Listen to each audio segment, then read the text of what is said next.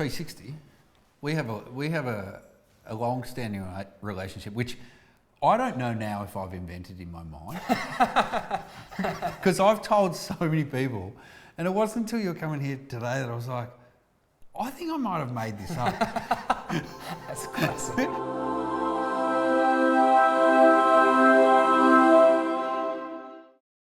Did we? We did play ball. Oh, we played ball against each other. Yes. At Nunawading. Yeah. Yes. Yeah. Because I thought so, and then Yeah. I tell everyone, I'm like, oh yeah, I used to play ball against 360, and I'm like, that doesn't sound right. No, we definitely did. We did? Yeah, 100%. Oh, 100%. Good. Yeah. We also have another long-standing relationship, which is, this one is completely one-sided. Yeah. I've been a fan for a long time, and I've followed you on socials for a long time, and I've seen your life go through like many, what I would call kind of peaks and troughs. Yep. And the man sitting in front of me today looks happy and healthy, and it warms my heart. Oh, thank you, man. I am very happy at the moment. I'm in a good place. Good. Yeah. Should we cut some onions? Yeah, let's do it. Do you cook? No, I don't. No, I'm hopeless. Yeah. There was something about the way you looked at it. All right, what's the format here? I reckon just go end and end off. Yeah? Just that. That's a big ass end. Yeah. And do you eat it? Do you eat it? Like you saving it or are you just chucking it out? We give them to a peacock sanctuary. And we don't. We do. People online complain that we don't recycle the onions, and so I'm here to tell them that we definitely do. Yeah, because there's like plastic bags going around. Like it's a. That's so usually. Like it's fentanyl. Usually on shoots, the crew get given lunch, like they get croissants and stuff like this. On this one, they get bags of onions. This crew are the stinkiest motherfuckers you've ever seen in your life. Does it seep into your clothes? I reckon it seeps into everything. Right. Okay. So you've never cut an onion? I have. Yeah, definitely. I used to work. Bro, you sound like a 14-year-old that when they go, so you've never had sex? You're like, no, yeah, I have. Like, me? I fuck all the time. Like defensive. Yeah. Are you joking? I used to work at a Thai restaurant, so I used to do this kind of stuff a lot. But did you? Yeah. How old were you? 19. I used to do food prep and then delivery driving. You used to do food prep? Not for long. Yeah, we need one pad thai. We've told them it's going to be 12 days. What was the worst job you ever had? Jim's mowing was not fun. You were Jim? Yeah, I was with Jimmy. Did you ever have, so often, like, the thing is with like pool cleaners and handymen and stuff, often that's the start of a porno. Did you ever fuck someone? No, but the guy who ran it, he did. Like, he took it as payment for multiple jobs. He would just... Jim did? The guy working for Jim, yeah. That's so funny. So would he have his regulars that he would go back to? Yeah. So if you're out there and your missus is getting the lawn done 3 times a week, look out. Why was it a bad job? I would have thought outdoors. It's just taxing. Yeah. Yeah, and getting grass in your face and not really being passionate about it is. Yeah. That, and also I did an apprenticeship as a chippy for like 4 months before I started really going hard on the music. Yeah. No, didn't enjoy that much. Yeah, I can imagine. Yeah. When you were mowing, did you ever have, I remember mowing as a kid, and every now and then I'd go over a rogue dog shit and it would spray Oh, man. It was brutal. Did you ever have that? All the time, yeah. All the time. Yeah. Because you're cutting grass, it's like real long and you can't even see the landmines in it.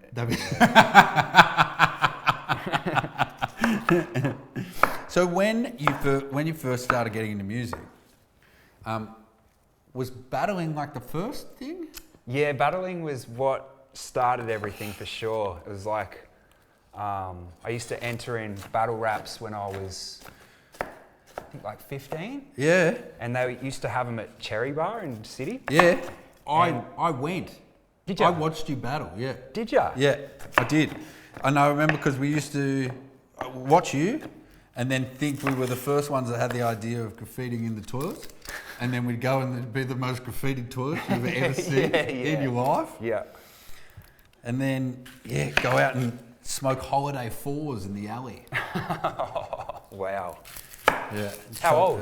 Can you remember how old you were? I was in high school. Yeah. Young. I remember them being all ages. I remember being like young. Yeah. Like not old enough to drink. Yeah. It was, they were underage ones. Yeah. I think it was called Run Amok. Yeah. Because battles and comedy roasts are very similar. Yeah. Yeah. And they're funny. Yeah. Very funny. Very brutal. Yeah, very brutal. Yeah. Do you remember any of the worst? Was there any things that were said about you in a battle that you were like, could you ever go too far? Oh, I think so. Yeah. I think, for sure, man. You can say stuff. People, and for a while there, it became about saying the most harsh thing you could say. Yeah. And it's you can't even repeat it. Yeah. Yeah. Well, this is pretty spicy. Pretty gassy. Yeah. I can't remember what people said against me.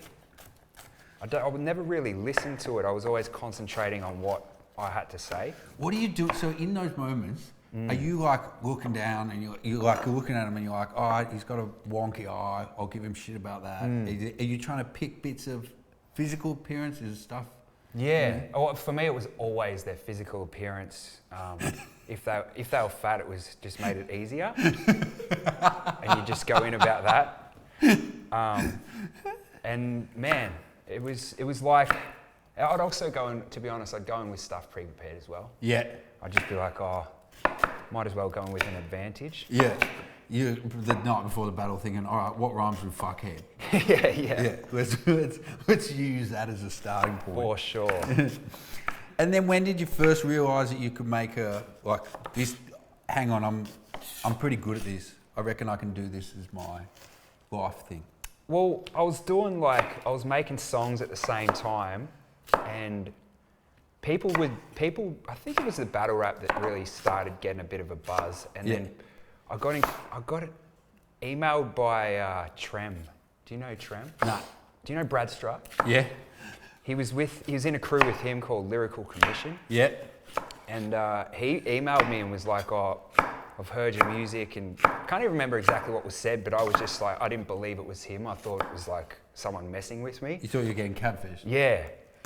But then we ended up becoming like quite close. They signed me when I was 16 and started really trying to shape me and help me grow as an artist.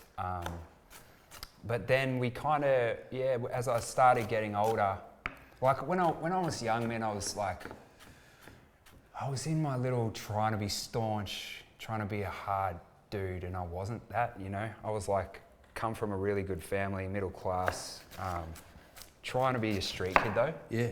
And trying to prove something that I ended up realising when I was about, I think, 17 or something like that. It's just like I've got to start being more myself. Sure.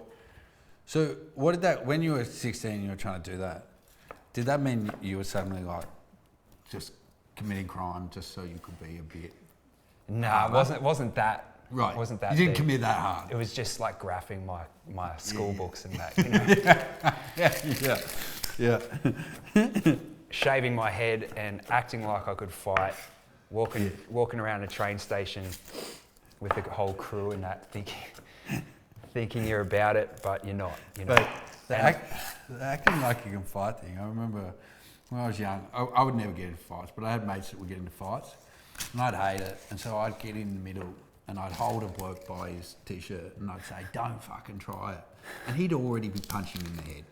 And I'm like, he's trying it, and he's trying it over and over, and still all I'm saying is don't try it. Like, I'm just getting punched in the head, and I've just got, don't try it. And he's like, mate, I am.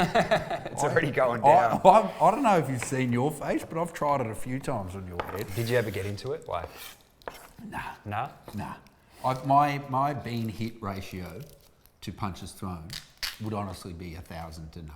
Really? Yeah. Really? Yeah. Have you been knocked out? I've been knocked out. I got knocked out by a bouncer.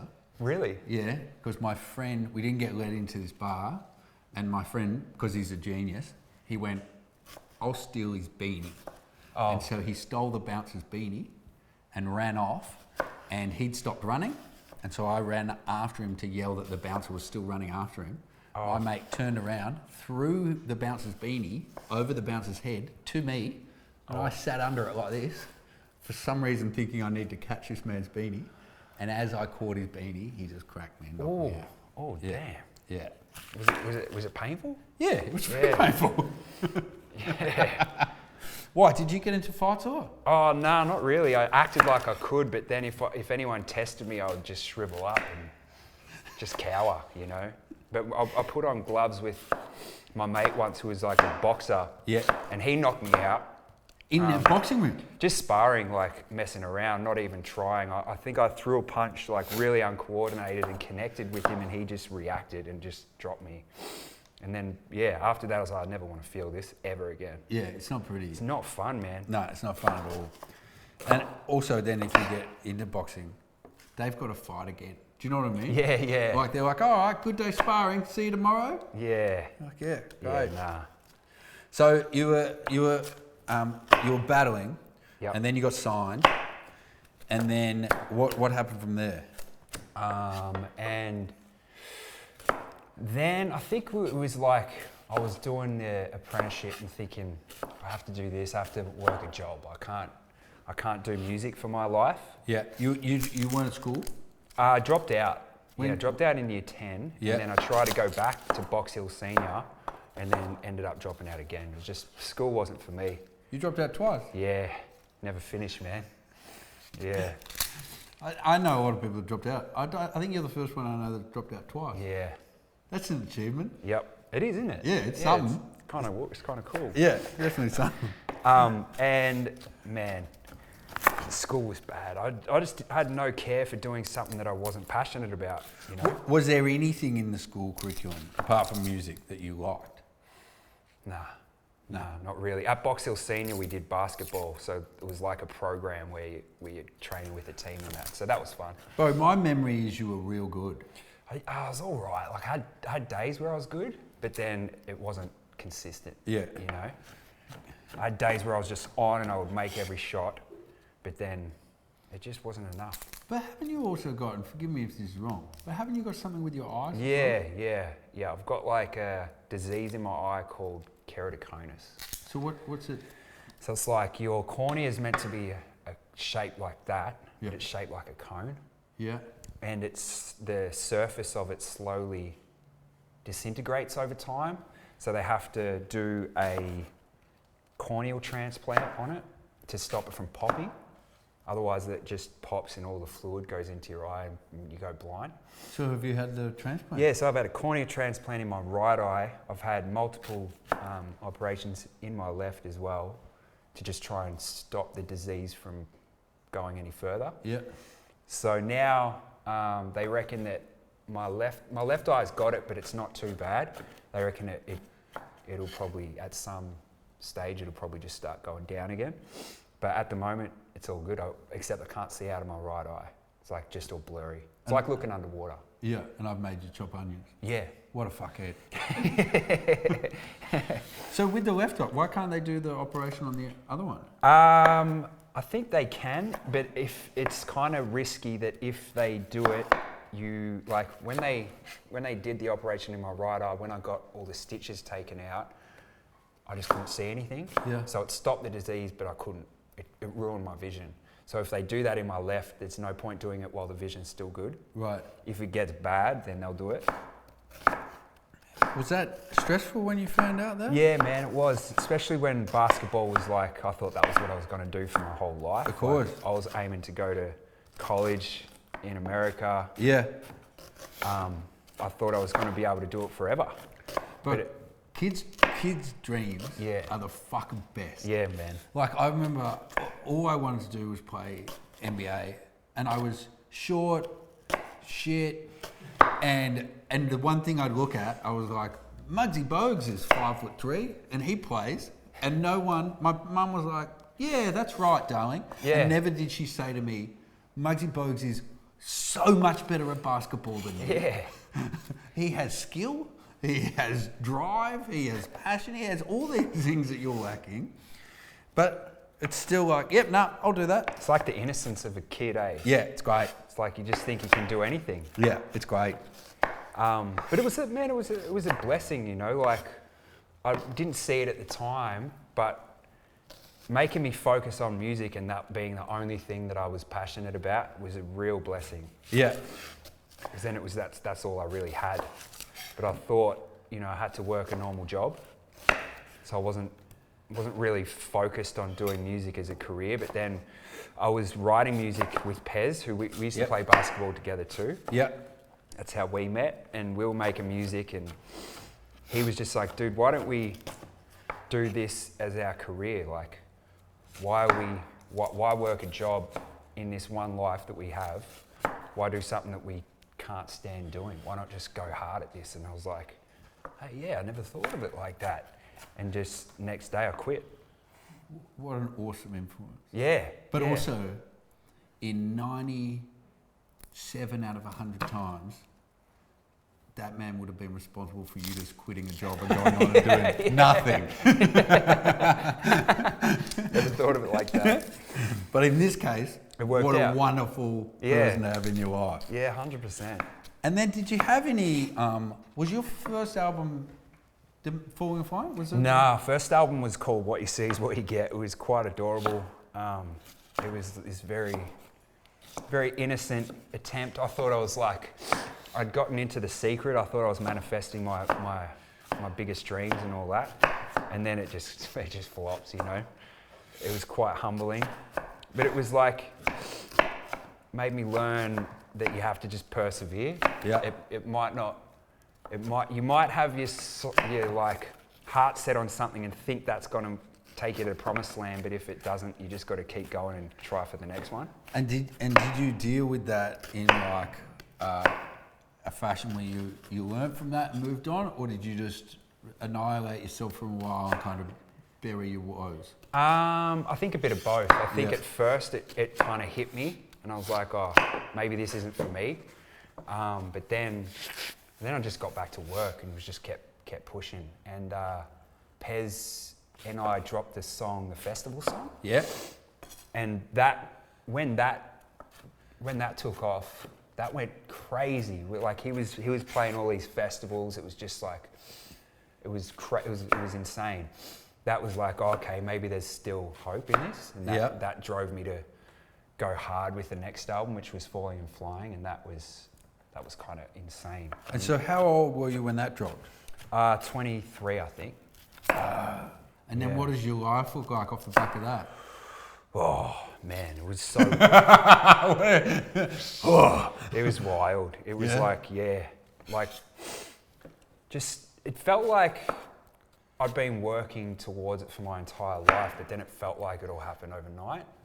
And it was just suddenly in the spotlight, all this money comes in and just living the life of like a rock star, just on drugs and, you know, all that. You know, I got told, and I'm sure she's probably said this to your face, but I got told the sweetest thing about you. We have a friend in common, which is Gosling. Yeah. And she just told me she said it was wild backstage often, but she said you are the politest, sweetest dude. And she said there'd be people doing lines in the bathroom, but she'd need to piss, and you'd literally knock on the door and go, "Oi, fuckheads, get the fuck out. Helen needs to pee." And then you'd be like, "Hey, I'm so sorry, Helen, I'm so sorry." And she's like, "Yeah, he's the sweetest dude ever." Really? Yeah. Oh, that's awesome. I love Helen. Yeah. She's so nice. She is. So then you're touring, and then how's everything going then in terms of like, are you drinking heaps? Yeah. Everything got dialed up to like 10. It was daily. It was like, oh man, I remember on the Big Day Out tour, didn't sleep for the entire tour, you know? It was like just a lot of bags and every drug you can think of really. And then after each show, we'd smash it, and my manager would come back and be like, "Whatever you're doing, just keep doing it because you're killing it." And we were just like, "All right." Okay. That's encouragement. We'll just keep going.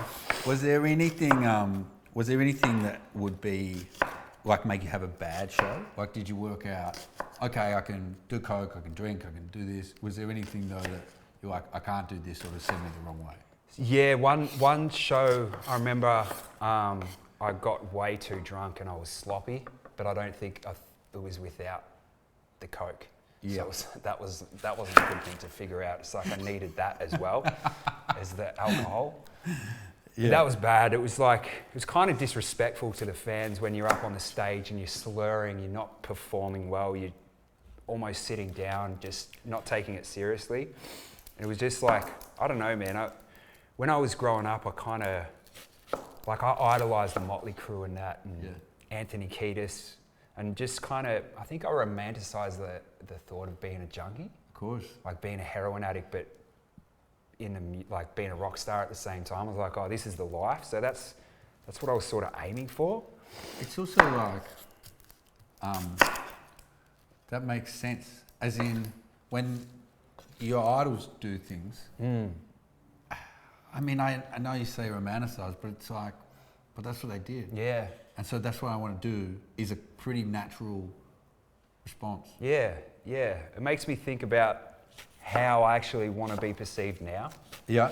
And I don't want to do that. Like, I don't want to be like such a bad example like I used to be. Yeah. Do you think you said looking back, you were kind of sloppy on stage and stuff. Yeah. And you had a manager that was basically encouraging you. Do you think if you were just doing the best shows of your life, that you ever would have changed? Mind you, that she was very encouraging when we were killing the shows, but if I didn't kill the show, she would wreck me. Yeah. She was very brutally honest in that regard. But what was the question again? Sorry. Do you think if the shows just kept going great, regardless of whether you're high, piss, whatever, the shows are just going great, do you think you ever would have changed? I don't know. Yeah. I really don't know. Probably not.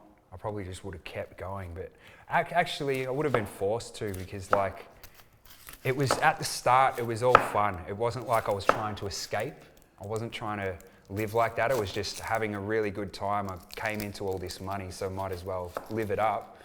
But then it got to the point where it was dark, man. It was like I had to do it just to be able to lift my spirits, to be able to get into the zone. Yeah. And then, yeah, that kind of snowballs. Like if you're on tour and you have to be drunk, or you have to have a certain amount of drugs to be in a heightened state, it's always going to end badly, and it did. Like I remember for my album Utopia, we started doing this tour. It was all going well. I was so addicted to what I was using. I had taken so much of it that I just overdosed and fell like on the ground, started convulsing, and woke up in hospital. And this was before a show, so they had to cancel the entire tour. And that was just, I was like, oh no, I thought I'd wrecked my whole career. Was that the first wake-up call? Yeah, that was the first time I went to rehab. Man, it was wild. I woke up on suicide watch because they thought that I'd taken so much that I'd try to kill myself, but that was just how high my tolerance was. And then when I woke up, they're like, here's the phone, it's your parents. And they had no idea that I was doing any of this. So I just had to be like, hey, I'm in hospital, I've overdosed, I'm addicted to codeine and OxyContin and benzos and all this stuff, and just had to tell them, which was difficult. Because I've got such a good family, they're so lovely and kind. Yeah, they've been like the most amazing family. And then to put them through that was like, yeah, that was hard. How did they react? They've always just been really supportive and just unconditional love, you know. It's always been amazing. It makes it, in the long run, obviously better, but it makes it worse too, doesn't it? Like, in the moment, you're like, can't you be angry at me? Like, can't you? Don't just be fucking lovely. Good parents, yeah. You're breaking me. Yeah, man. And like, in my second time in rehab was in 2020 during COVID.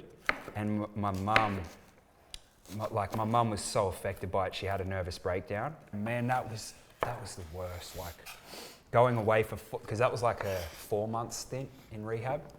4 months. Yeah. That's in 2020. Yeah. So it was like right before the lockdowns and all that. Yeah. And then I got out right in the height of the lockdowns. It was like the world changed. You came out of rehab into lockdown. Yeah. Went in just before when everyone was just talking, what's this COVID thing? Yeah. And then came out and everything was stage 4 lockdowns. Really? Yeah, it was like a movie. Did you know? I mean, you would have been getting news and stuff in there. Little bit, not really. Like we didn't have TV or anything like that. It was just that people were just like, you got to wear masks if we go to the shops or something. So you just came out and people were in lockdown? Yeah. Was that the weirdest fucking thing It's ever? so bizarre. It was like it was literally like a movie. Like everything changed while I was away. I can imagine after coming out of rehab, like suddenly having all those chances for excitement in your life that aren't getting high are taken away. I imagine that's pretty hard.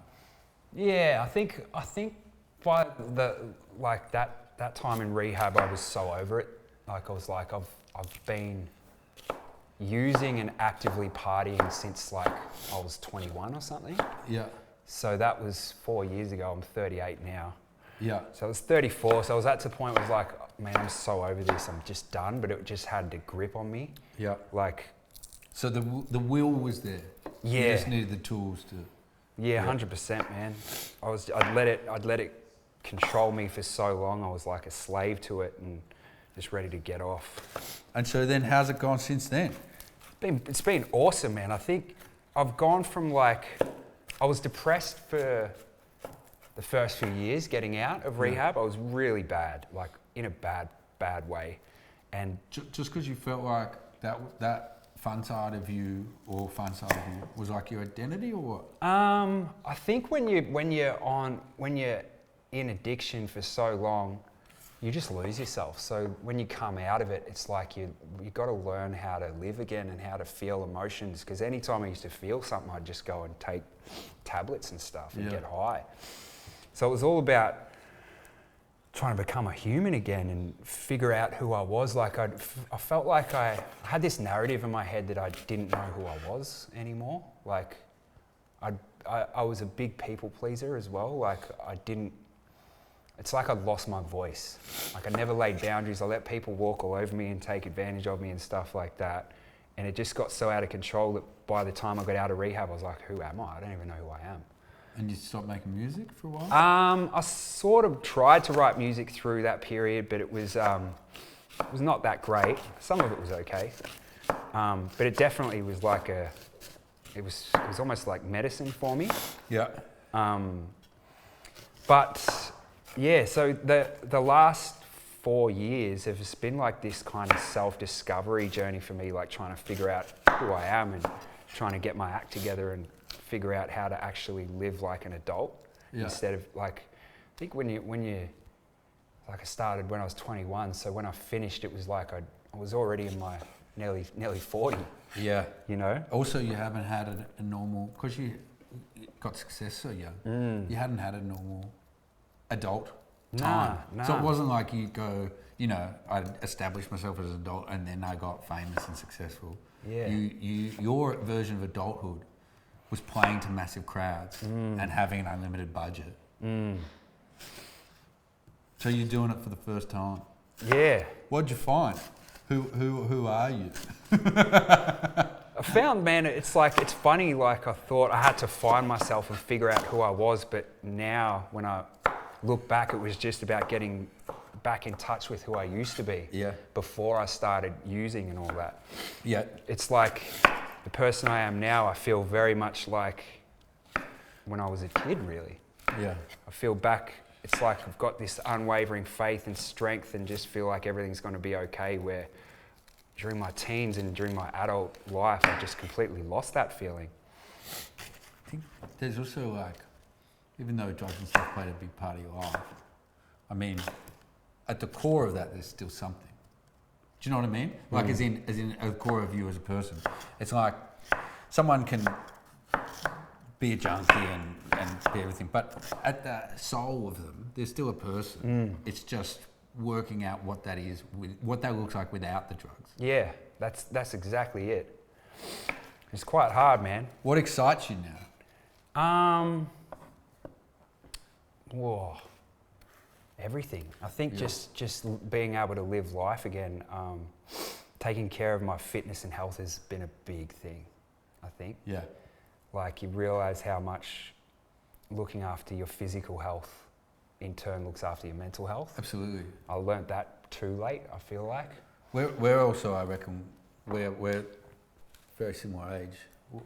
We're seeing people around us and their bodies are starting to fall apart. And you're like, it's no longer something in the distant future. You're like, fuck. No one warns you. Nah. No one talks about people getting old. And bro, man, it's really hard to see. my hip clicked the other day. Are you serious? Yeah.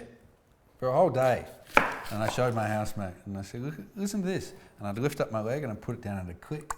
And he goes, suck shit. Oh, man. Oh.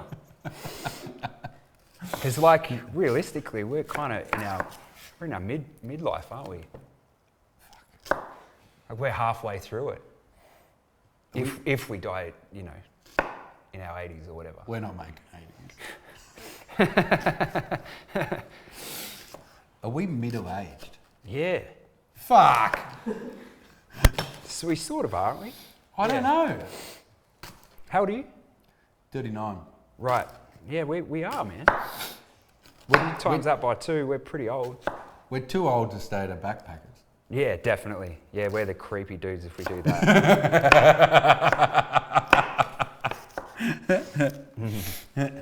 So, you look great and you sound great. Are you loving making music and doing shows? Oh yeah, absolutely, man. The first tour that I did after coming back from rehab was so hard. It was like I had no confidence. I was like so in my head on the stage. I was like seeing myself through other people's eyes, and I was just thinking everyone was really critical of everything I did. Like every move I made, I was like, oh, they're hating this. Yeah. And then that tour, I was like, I don't know if I can do this, if this is how I'm going to feel every single show. I don't like this feeling. But then I got to work with my life coach, and he was like really instrumental with helping me get through that. Yeah. And helping me find my strength again. And then the tour after that was awesome. It was like I felt really comfortable up on stage. I just let go. It's like I was present. Yeah. Instead of in my head, which is the most important thing. Are you doing the best shows you've ever done? I'd say they're probably the most fun that I'm having. Yeah. Because I'm actually there. I'm not like off chops, you know. Yeah. So they're definitely good in that regard. It's just about like back when Falling and Flying was going well, the shows that we were doing were like 5,000 people and stuff like that. So it's like trying to build that back up. It's like we're trying to build my career to get back to there, but at the same time, I kind of prefer doing the 800 kind of rooms. Yeah. I reckon the more intimate vibe is a lot better than doing kind of half a stadium. Yeah. Did you blow all your cash from your early years? I did, yeah. So I made a fair bit of money, but luckily I made some good investments as well. Great. So when I did come out of the other side of it, I was like, didn't have much cash, but I had a house, which was good. So then it was just, since then it's been good, man. Doing like 4 years or 5 years of touring and investing in the stock market and stuff like that's been fruitful. Are you crypto? Nah, I tried, but I failed. What about you? No, I don't understand it. I wanted to buy cum rockets at the time because I heard there was a crypto called cum rockets, but that was about it. That's as far as the wise investor over here went. What's your diet like? You strike me. I'll just ask the question I was going to ask. You're giving big vegan vibes. Oh, really? Just because I feel like you're so trim, and I just wouldn't be surprised. Or if not that, like real proteins and things? Yeah, very much so. Like I love steak and stuff. So Do ya? Yeah, I went vegan for a bit. I watched this documentary about, I can't remember what it was, and I just saw the way the animals were treated. Like, this is bad, Bro. I can't do this. Yeah.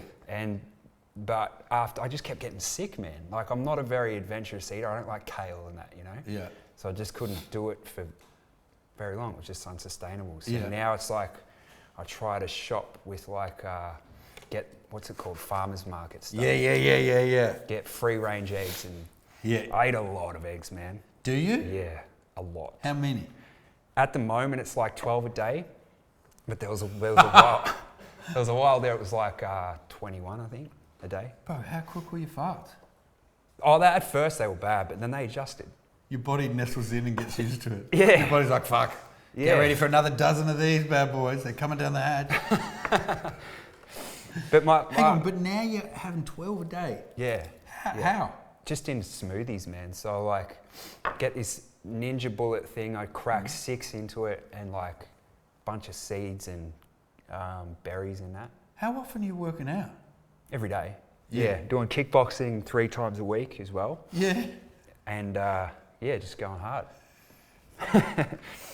So, Bo, what's I know this will sound like a naff question, but I'm genuinely interested because you've lived a big life, and in essence, you've kind of done a lifetime that would kill a lot of people. Yep. And you've had for want of a better word, a rebirth of sorts. Yep. What do you want now? Good question. I think a lot of, I want to live, I used to live a life that was all about building myself up, making money for myself. Everything was focused on me.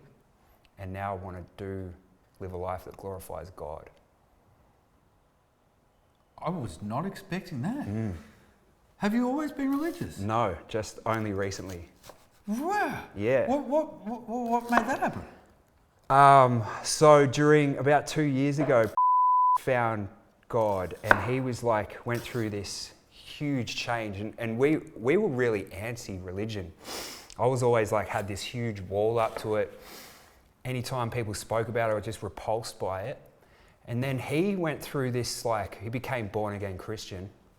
I didn't know what to make of it. I was really happy for him, but it was just like, what is happening here? It was just blowing my mind. And then I saw the transformation that he went through, and it was like, he got this strength and this faith that I was like, I need to know what this is. If I can have this, I want it. So I started really diving into it with an open mind and reading the Bible probably for the last 6 months. Yeah. Praying every day, and then going to a different church every week. And then I didn't believe it. I just felt like it was a story. It's like I knew the story of Jesus dying on the cross, and it was like I just couldn't bring myself to believe it. And then over time I actually did. It's just like, it just happened.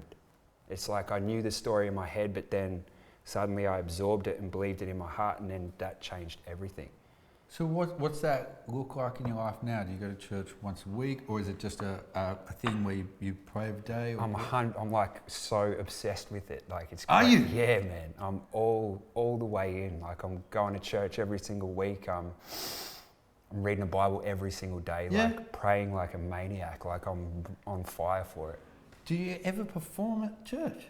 Nah, because I'm so new to it, man. Like, I've only just found a place that I can call my home. Like, I was going to a different one each week until I found somewhere that really, I felt like filled my cup. And then I found this place, and I've been going there for a couple of weeks now. Yeah. How good. Yeah. So if you, and if this is too personal, don't bother answering, but do you have a partner? Have you got a misso? Nah. No. Does she have to be of Yes. faith? Yeah. Yes. Yeah. Is there any hotties at your church? I haven't really looked at the moment. Sorry, what a pervert. You've had this like epiphany, and you're like, I've found God. I'm like, yeah, but they're hot bitties there. I'm so sorry. It's all good. I'm so sorry. When can we, this is not meant in as demanding as it sounds, but are you allowed to talk about working on a new album? Yeah. So I've got an album that's coming out. Like, it was all written right before I found God. So it's like a good little time stamp of right before. So it's not talking about everything that's happening in my life at the moment. But yeah, it's easily the best album I've ever done.